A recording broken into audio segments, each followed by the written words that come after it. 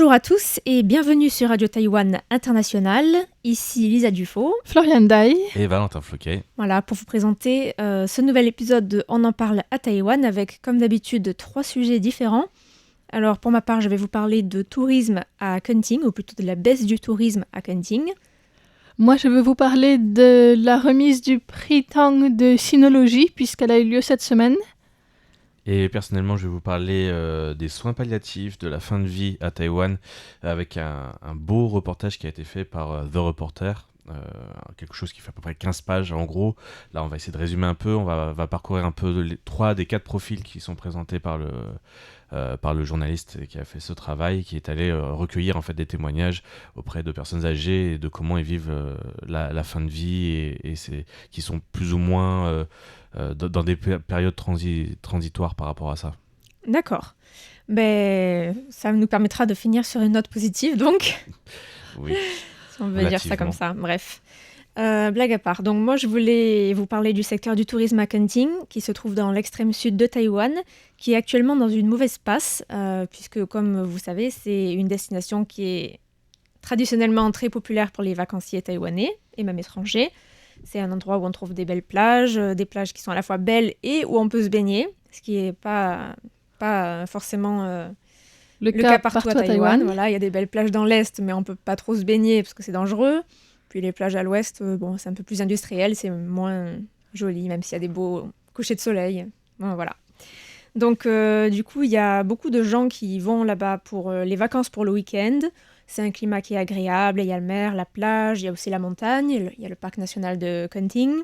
Donc, il y a de la randonnée à faire. Il y a aussi des festivals de culture, de musique, comme le festival Spring Scream, auquel je ne suis jamais allée, mais bon, apparemment, ça attire chaque année beaucoup de gens. J'ai déjà entendu parler, ça a commencé à être organisé par des gens de Kaohsiung, de souvenirs.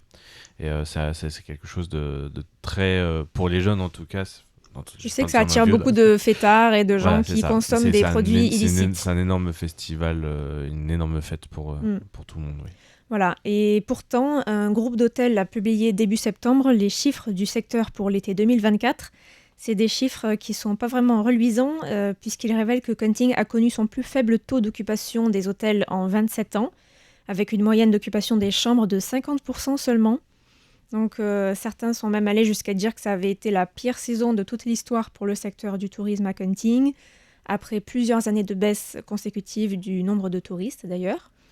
Je pense qu'il y a eu beaucoup de touristes qui sont allés à Kunming pendant la pandémie de Covid-19, en tout cas des touristes locaux, et que maintenant que les frontières sont de nouveau ouvertes, beaucoup choisissent d'aller à l'étranger, et donc il y a un peu le contre-coup du Covid, je pense, qui se fait sentir aussi là-dedans. Justement, tout le monde en est allé de son petit commentaire et de son analyse, et je trouve que celle-là me semble assez pertinente. Merci. Est-ce que toi tu vas... Moi j'ai la mienne, moi je pense que... Alors tu nous diras peut-être tout à l'heure, puisque je vais déjà vous parler de l'analyse de l'ex-ministre des Transports Ye Guangshi, qui était en poste de 2013 à 2014 et qui a été invité à s'exprimer sur le sujet dans un podcast. Alors il a mis en avant 4 raisons pour expliquer le déclin du tourisme à Kunming. D'abord, le manque de touristes chinois, qui ont été pendant plus d'une dizaine d'années une manne financière vraiment très importante pour le secteur taïwanais du tourisme en général, pas seulement à Kunming. Donc Ye, il était ministre sous l'administration Ma Ying-jeou, à une période où les relations entre Taïwan et la Chine étaient plutôt au beau fixe donc. Et il a rappelé que lorsqu'il était en poste au portefeuille des transports, il y avait environ 10 millions de touristes chinois qui se rendaient à Taïwan chaque année. Voilà, c'est peut-être une petite pique lancée au gouvernement actuel. Sachant qu'à l'époque, Kunming, c'était presque pas, c'était pas beaucoup développé, quoi. Mais bon. En 2012, c'était quand même bien développé, Kunming, faut pas... Mais ça reste une rue très commerçante. Je me souviens d'un voyage à Kunming en 2012 ou 2013, c'était horrible, la circulation, c'était bondé. Et je me suis dit, oula, je sais pas, j'y retournerai pas rapidement, je pense. En tout cas, cette pénurie de visiteurs chinois affecte le pays tout entier, même s'il faut dire que beaucoup de touristes, beaucoup de Taïwanais apprécient justement ce retour au calme dans de nombreux sites touristiques qui étaient avant très prisés, comme par exemple Alishan ou le lac du Soleil et de la Lune. Je me souviens y être allée justement aussi en 2012-2013. Le lac du Soleil et de la Lune, c'était pas très agréable, quoi. Il y avait tellement de gens et... J'avais entendu dire que c'était bondé et j'avais pas vraiment envie d'y aller. Et j'y suis allée pour la première fois, c'était en 2019, je crois, fin 2019. Donc c'était avant le Covid, mais il y avait déjà plus de touristes chinois, donc ça allait encore. C'était pas trop. Voilà. Et donc, à l'époque de la présidence Tsai Ing-wen, des restrictions ont été introduites et le gouvernement chinois a suspendu les voyages de touristes indépendants à Taïwan depuis août 2019. Et après ça, il y a eu la suspension de groupes début 2020, lorsque la pandémie de Covid a commencé. Donc ça n'a pas arrangé les choses. Alors le deuxième facteur invoqué, c'est le fait que Kenting est souvent considéré comme une destination qui est trop éloignée de l'axe sur laquelle se déplacent habituellement les touristes étrangers lorsqu'ils viennent à Taïwan pour un court séjour. Ils préfèrent en général rester à Taipei ou dans les environs et ils ne s'aventurent pas aussi loin que ça. Voilà. Ensuite, le troisième facteur, c'est le coût de l'hébergement qui est relativement élevé. Et voilà, le sujet des prix des chambres d'hôtel à Taïwan, je pense que c'est un sujet à part entière parce que les hôtels sont vraiment chers à Taïwan pour une qualité en termes de confort qui est souvent pas à la hauteur. Je sais pas ce que vous en dites, mais moi personnellement, c'est ce que je pense. C'est souvent des chambres assez glauques et pour un prix facilement 45 euros. Voilà, pour quelque chose qui est pas très... Ouais, non, je trouve ça très mal entretenu, moi, perso. Exactement. On peut avoir plus de chance, mais bon. Voilà. Donc, sinon, il y a le quatrième facteur, c'est l'éloignement de Kenting, qui est assez reculé même pour les voyageurs qui vivent à Taïwan. Ce qui fait que quand on vient de Taipei, il faut prendre le train ou le TGV jusqu'à Kaohsiung, puis prendre un autre train ou un bus, prendre une navette. Enfin, le trajet reste assez long et coûteux également. Donc, au total, avec ces deux derniers facteurs, le coût de l'hébergement et l'éloignement, les voyageurs vont prendre en compte le temps du trajet, qui est autant de temps perdu sur un week-end, et ils vont combiner aussi avec le prix du transport, du logement, du transport sur place. Bon, tous ces éléments font que Kenting attire moins de visiteurs que d'autres destinations dans le centre, le nord et l'est de Taïwan. Et l'ancien ministre estime aussi que le gouvernement, les commerces locaux, les agences de voyage devraient coopérer ensemble pour créer une image de marque pour Kenting, pour que cette destination apparaisse un peu comme quelque chose à part. Mais bon, honnêtement, je pense que c'est déjà le cas. C'est déjà un des lieux les plus touristiques de Taïwan. Je pense que c'est juste que les gens ne veulent pas y aller, en fait. Kenting vit du tourisme. Je veux dire, ils ont déjà une bonne image, les gens ne veulent juste pas y aller. Après, moi, je trouve que les arguments sont un peu étranges, puisque ce ne sont pas des facteurs qui aident à expliquer un changement, en fait. L'éloignement, ça n'a pas changé. Les touristes chinois, oui. C'est le seul, les autres, non. Enfin, le prix En fait, l'éloignement et le coût de l'hébergement, ce sont deux facteurs qui sont liés. Ouais, mais est-ce que c'est un prix qui était de base élevé ou est-ce que c'est un prix qui a beaucoup augmenté ces dernières années ? Ça a augmenté. Mais pour tout dire, ça a aussi augmenté un petit peu partout à Taïwan. Mais par contre, peut-être qu'avant, c'était moins élevé, mais c'était loin. Mais comme c'était moins élevé, le prix, ça restait plus accessible. Voilà, c'est ça.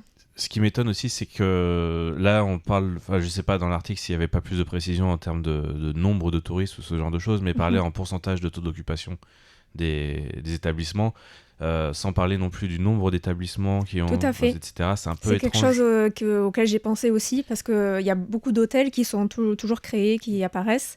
Et en fait, la demande n'est pas forcément là, mais les gens... Voilà. C'est pour ça que j'ai un peu du mal à donner un avis.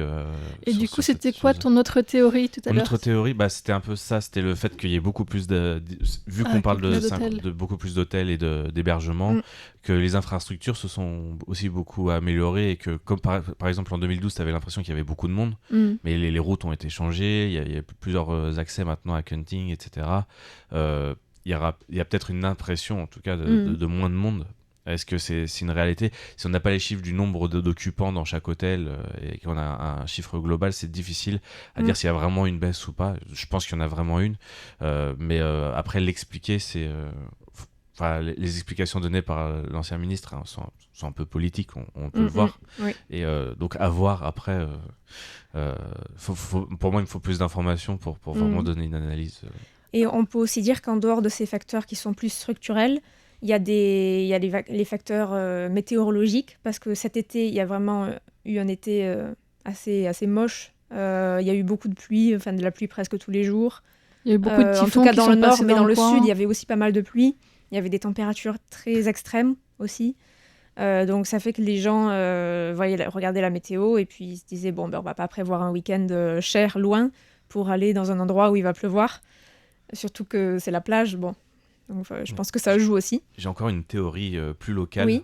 Par rapport au fait qu'il y a eu beaucoup d'annonces et d'aides qui ont été apportées à la côte Est. Ça peut aussi aider, alors c'est pas forcément pour la même recherche de vacances, mais ça a pu aider peut-être aussi un peu la côte Est à être plus promue et plus visitée par des touristes, par des gens qui savaient déjà que la côte Est avait vécu une mauvaise situation au mois d'avril, et donc beaucoup plus de touristes locaux, voire internationaux, qui ont voulu visiter plus la côte Est en soutien en fait à la région. C'est une théorie, hein. Ouais. Mais c'est possible que ça a pu jouer aussi un petit peu. Moi, je me demande aussi ce qu'a fait Kunting pour devenir plus attractif, pour s'améliorer encore, pour essayer d'attirer plus de monde, parce qu'on peut essayer de trouver des facteurs extérieurs, mais après, il faut voir aussi, est-ce que c'est un endroit qui... Enfin, à part la construction de nouveaux hôtels, qu'est-ce qu'il y a qui fait que Kunting devient de mieux en mieux, ou pas? Parce que si ça n'a pas changé depuis 10 ans, à part le fait qu'il y ait plus d'hôtels, je veux dire, quelles sont les améliorations qui ont été proposées localement aussi? Ce serait une piste à explorer plus, je pense. Effectivement. Voilà. Sinon, il y a aussi l'augmentation des prix de l'électricité qui pousse les commerces et les hôtels à augmenter leurs prix, ce qui contribue peut-être à faire fuir les consommateurs. Et les hôtels considèrent aussi qu'il y a eu cette année, contrairement à l'année dernière, moins de jours fériés, ce qui fait qu'il y a eu moins de voyages d'entreprise qui ont été organisés. Et enfin, il y a aussi une tendance de fond dans le tourisme régional. Ça rejoint plus ta théorie, Floriane, avec de plus en plus de compagnies aériennes low cost qui inaugurent des vols entre Taïwan et des villes qui sont touristiques aussi, mais en Asie du Sud-Est ou alors au Japon et en Corée du Sud. Ce qui fait que beaucoup de Taïwanais choisissent plutôt de partir à l'étranger, puisqu'au final, la différence en termes de prix entre un voyage à l'étranger et un voyage un peu plus loin à l'intérieur de Taïwan devient tellement négligeable que les gens préfèrent tout simplement partir à l'étranger, à un endroit où ils ne sont jamais allés. Je pense que ça, c'est un facteur important. Ouais. Alors, un endroit où les Taïwanais vont assez peu, peut-être, pour faire du tourisme, c'est la Chine. Et ça nous fait une transition pour mon sujet, puisqu'on va parler de quelqu'un qui s'est intéressé beaucoup à la Chine, et donc à la sinologie, donc l'étude de la Chine. Il s'agit d'un historien américano-taïwanais qui s'appelle Xu Zhaoyun, et donc qui a été cette année le lauréat du prix Tang dans la catégorie de sinologie. Donc il a travaillé sur la mythologie chinoise, en particulier sur le mythe chinois de Da Yu. Donc c'est le grand Yu qui... L'empereur de Jade? C'est pas le Jade, c'est pas Yu, c'est Yu. Ah, ok. C'est Da Yu Zhishui. C'est celui qui a contrôlé ou géré les eaux et les inondations. En fait, il a mis fin à une longue période d'inondation, selon la mythologie. Et donc, en fait, cet historien a à la fois intégré des méthodologies et les sciences sociales pour faire de la recherche historique au sujet des inondations qu'il aurait pu y avoir. Donc, il y a plus de 4000 ans, puisque ce mythe ça fait un moment. Voilà. Déjà. Donc, Da Yu est l'ancêtre de la dynastie des Xia. Contrôle surprise d'histoire. Oh non, je suis nulle en date. Les dynasties, j'ai jamais réussi à me souvenir des dates. 17e siècle au 15e siècle avant notre ère. D'accord.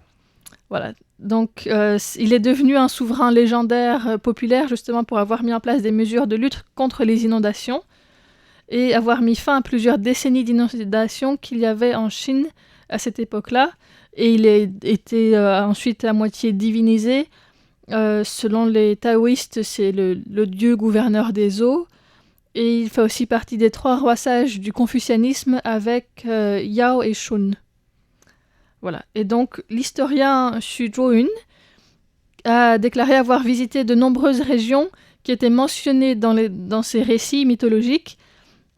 Et donc, ces recherches ont montré que les récits étaient fondés sur une réalité historique et géographique, en citant des preuves scientifiques ultérieures qui suggèrent qu'il y avait vraiment notamment des lacs glaciaires qui ont été inondés sur le plateau tibétain et que les sources des fleuves jaunes et du Yangtze ont aussi été inondées et qu'il y a eu des pluies torrentielles pendant des longues périodes, pendant plusieurs années, dans la région où Dahu vivait avec son peuple. Donc voilà, il a fait tout ça et lundi dernier, c'était la remise des prix Tang 2024 et donc il avait parlé un peu de ses recherches dans une vidéo préenregistrée. Donc le prix Tang, c'est une récompense biennale qui a été créée en 2012 par un entrepreneur taïwanais pour honorer ceux qui ont apporté des contributions significatives dans 4 catégories: le développement durable, la science biopharmaceutique, la sinologie et l'état de droit. Et donc, Xu Zhuoyun, qui est né en 1930, donc il a 94 ans maintenant, en Chine, il est venu à Taïwan en 1948, juste avant la fin de la guerre civile chinoise. Ensuite, il a obtenu une maîtrise et une licence au département d'histoire de l'Université nationale de Taïwan, avant de décrocher un doctorat à l'université de Chicago. Il a travaillé à l'Academia Sinica pendant plus d'une dizaine d'années, puis s'est installé aux États-Unis, et la sociologie à l'université de Pittsburgh pendant 30 ans. Donc le prix Tang de sinologie reconnaît l'étude en lien avec la Chine, que ce soit sur la pensée chinoise, l'histoire, la philologie, la linguistique, l'archéologie, la philosophie, la religion. Ça peut être, je crois, aussi les études taïwanaises. Hein. Ça peut être aussi les études taïwanaises, ça a été étendu, mais au sens large, quoi. C'est pas vraiment centré sur Taïwan non plus, mais plus sur les domaines chinois en général, à l'exclusion de la littérature et des œuvres d'art. Ouais. Okay. Et donc, ce prix est accompagné d'un prix en espèces de 40 millions de dollars taïwanais, c'est-à-dire 1,13 million d'euros, et un financement supplémentaire de 10 millions de dollars taïwanais pour la recherche. Et donc, le lauréat a fait don des 50 millions de dollars taïwanais pour créer un programme de bourse destiné à permettre à des doctorants du monde entier de venir terminer leur thèse à l'Academia Sinica, qui est la principale institution de recherche à Taïwan. C'est sympa. Ouais. Donc voilà, c'était les annonces par rapport à ce prix. Selon la fondation du prix Tang, il a été donc honoré pour son approche holistique de l'étude de l'histoire chinoise, son engagement dans les échanges culturels et intellectuels entre la Chine et le monde, et sa capacité à aborder les questions contemporaines du point de vue de l'Antiquité. Donc voilà, c'est un peu une reconnaissance pour toute sa carrière, puisqu'elle arrive un petit peu à son terme quand même. Oui. Voilà. Et donc, avec le grand âge, Valentin. Ta transition toute faite. Et transition toute faite, nous voici donc dans cette histoire de soins palliatifs présentée par le 12 septembre dernier par le média The Reporter. Et c'est même plus que les soins palliatifs, il s'agit plus de la fin de vie en général. Tu nous avais parlé récemment des directives anticipées. Des directives anticipées qui ont été votées, je crois, c'est bien ça ? Donc, qui sont en place depuis plusieurs années déjà à Taïwan. Et donc, c'était un premier bilan. Ouais. Et le fait que beaucoup de personnes ne sont même pas au courant et un tout petit pourcentage de la population, en fait, a déjà rédigé ses souhaits pour comment est-ce qu'ils aimeraient qu'ils soient traités médicalement si jamais ils sont plus capables de prendre des décisions eux-mêmes, en fait. Et donc, c'est tout à fait de cela dont il est question, au final, dans ces 4 témoignages présentés par le média et qui s'introduit au début en disant que à Taïwan et même en général, les gens évitent de parler de la mort et pensent en pensant que cela ne concerne au final que les autres quand on est en pleine force de l'âge et qu'ensuite la plupart des gens sont plutôt pris dans les problèmes quotidiens et que voilà, c'est toujours quelque chose qu'on repousse souvent à plus tard. Et c'est pas vraiment un sujet dont les gens discutent en plus à Taïwan avec leurs proches. Et donc leur souhait pour le lieu du décès même, ne serait-ce que pour le lieu du décès, ou bien de comment prendre des soins apportés lors de la fin de vie. Ça reste assez tabou encore dans la société taïwanaise. Cependant, Taïwan devient une société valorisant l'autonomie et la dignité. On se rapproche peut-être de valeurs un peu plus occidentales, en tout cas actuelles.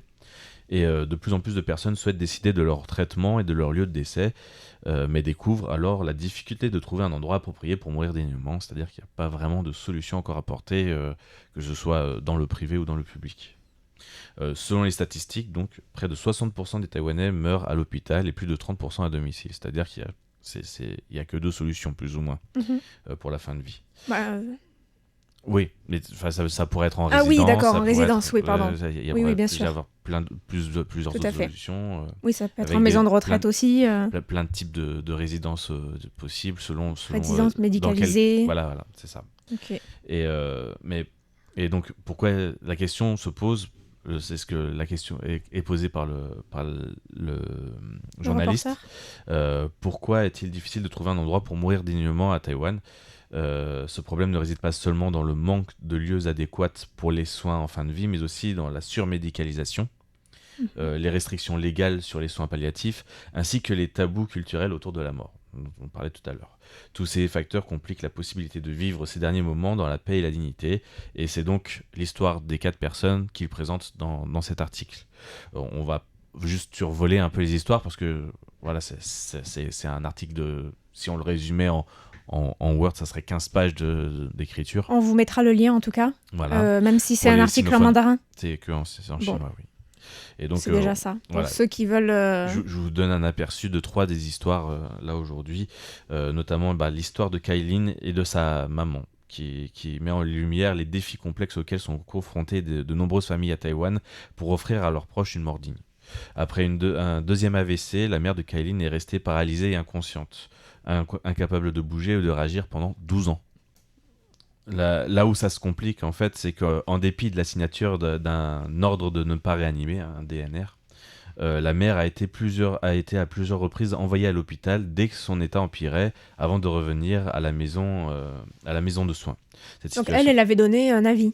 Voilà, elle avait donné un avis, mais le truc, c'est que dès qu'elle avait une complication, elle était envoyée à l'hôpital et on faisait en sorte qu'elle puisse rester en vie avec les soins minimums, sans forcément l'acharnement thérapeutique. D'accord. Cette situation a plongé donc Kailin dans une grande détresse, voyant sa mère privée de toute qualité de vie et contrainte de subir des soins prolongés, simplement parce qu'elle était maintenue en vie par des machines sans espoir de rétablissement. Kailin, dans sa douleur et sa frustration, a même élaboré un plan pour que sa mère puisse mourir dignement en dehors de l'hôpital. Elle a envisagé de la retirer des machines de maintien en vie lors d'un transfert en ambulance, mais cela a échoué en raison des réglementations médicales strictes et donc des personnes qui étaient présentes dans l'ambulance qui l'ont empêché de passer à l'acte. L'impossibilité de mettre fin au traitement inutile ainsi que les tabous culturels autour de la mort à Taïwan compliquent la possibilité d'offrir une fin de vie paisible à de nombreuses personnes âgées. C'est le constat qui a été fait. Au final, c'est un peu une situation similaire à celle qu'on a en France. Hein. Oui. Finalement, il y a pas mal de similarités. Enfin, peut-être que c'est pas très différent. Ouais, je pense qu'il est encore difficile même C'est encore des activités qui sont peu prisées par les secteurs du médical et de l'apport. Et donc, il y a encore très peu de solutions. Je pense encore apportées, où elles sont trop rares pour que ça puisse bénéficier à tout le monde, et sont seulement accessibles par une certaine partie de la population. Et donc, pour aller un peu plus dans l'analyse, ce récit reflète une problématique plus large à Taïwan. Malgré une législation sur les soins palliatifs, les familles et les médecins sont souvent en désaccord sur la définition de la fin de vie et sur les soins appropriés pour les patients en phase terminale. Les médecins, comme celui en charge de la mère de Kailin, refusent souvent de reconnaître qu'un patient est en fin de vie tant que ses organes fonctionnent. Et même si la personne est totalement dépendante de machines pour survivre. Ce manque de compréhension, de sensibilisation aux soins palliatifs crée un fossé entre les souhaits des familles et les pratiques médicales. De plus, il existe très peu de maisons de soins à Taïwan qui offrent des soins palliatifs appropriés.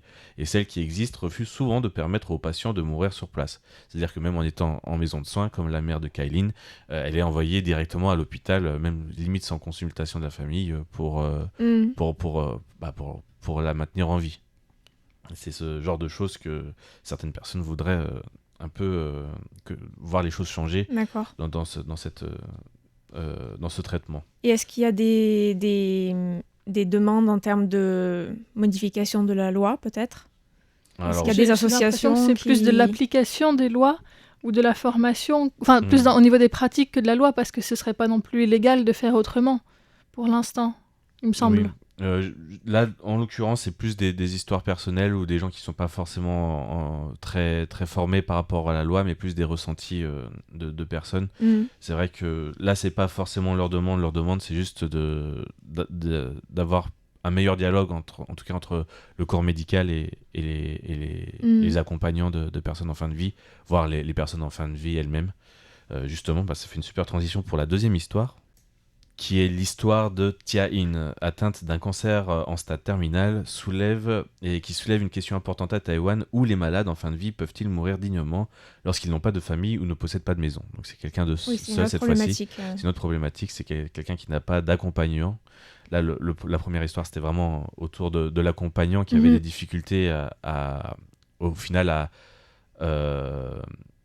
faire appliquer les souhaits de la mère. Voilà. Et là, dans ce cas-là, c'est la personne elle-même, donc Tia Lin, qui a 33 ans, s'est fait diagnostiquer d'un cancer du nasopharynx et qui a refusé tout de suite les soins hospitaliers prolongés, cherchant un endroit paisible où elle pourrait passer ses derniers jours. Elle a même envisagé l'euthanasie en Suisse. Cependant, elle a réalisé que Taïwan manque de lieux de fin de vie adaptés, comme des résidences de soins palliatifs indépendants des hôpitaux. En général, c'est toujours très connecté, comme on l'a vu déjà sur le premier exemple. Pour Tia In, mourir à l'hôpital est inconcevable, car elle souhaite un endroit propre, confortable, ressemblant à une maison, où elle pourrait mourir en paix, entourée de ses amis. Cependant, les établissements offrant des soins palliatifs à Taïwan sont rares et souvent rattachés aux hôpitaux, donc comme on vient de le dire, où les malades sont transférés après stabilisation sans véritable considération pour la fin de vie. D'accord. Sa peur de la douleur et de la déchéance physique, parfois même on sait sur les cancers, après des traitements, etc., on peut même perdre un peu la raison, combiné à son angoisse de ne pas trouver d'endroit pour mourir, a alimenté son désir de sensibiliser la société à ce problème. Elle a voulu prendre un peu plus d'action sociale. Elle estime que les générations futures auront encore plus de mal à trouver un lieu approprié pour mourir, notamment en raison des tabous culturels autour de la mort et des restrictions légales. Donc on retrouve un peu ce tabou, cette histoire de tabou. Grâce à ses interventions dans les médias et sur les réseaux sociaux, Tia In a appelé à la création d'un village de soins palliatifs, un lieu indépendant des hôpitaux où les patients pourraient vivre leurs derniers jours dans la dignité. Malgré sa souffrance, elle a trouvé du réconfort auprès de ses amis qui l'ont soutenue jusqu'à sa mort, soulignant l'importance du soutien social dans cette dernière phase de vie. D'accord, c'est vrai que ça semble être une bonne idée, ce concept de village. Et encore, en l'occurrence, elle avait 33 ans, elle avait des amis qu'on ne retrouve pas forcément à un âge avancé. Donc c'est comme on l'a dit, c'est encore une autre problématique parce que c'est une femme de 33 ans. Elle avait quand même un entourage qui était ses amis. Des liens sociaux forts. Elle avait des liens sociaux forts qui ont permis à l'aider à pallier à l'accompagner dans sa fin de vie. Ce n'est pas toujours le cas et donc je vous invite dans ce cas à aller regarder les deux autres histoires. Voilà, donc on vous mettra le lien en description et vous pourrez aller le lire tranquillement. Nous, on arrive déjà à la fin de cette émission, donc on va vous dire au revoir et on va vous dire à la semaine prochaine aussi, dans une prochaine émission avec une différente équipe, un différent trio. Et voilà, à bientôt. Moi, je vous retrouverai en principe la semaine prochaine, donc je vous dis à bientôt aussi. D'accord. Voilà, à bientôt. Au revoir.